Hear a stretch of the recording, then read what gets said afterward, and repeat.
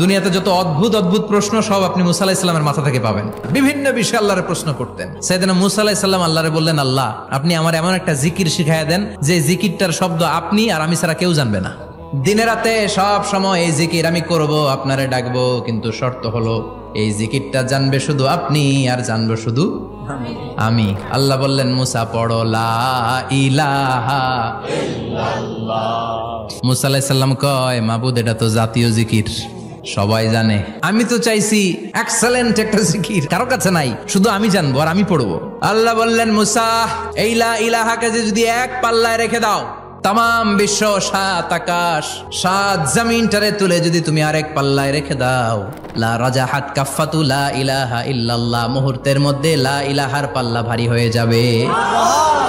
ও মুসা, তুমি যতই এক্সক্লুসিভ জিকির চাও, লা ইলাহার চেয়ে দামি জিকির আমার কাছে নাই।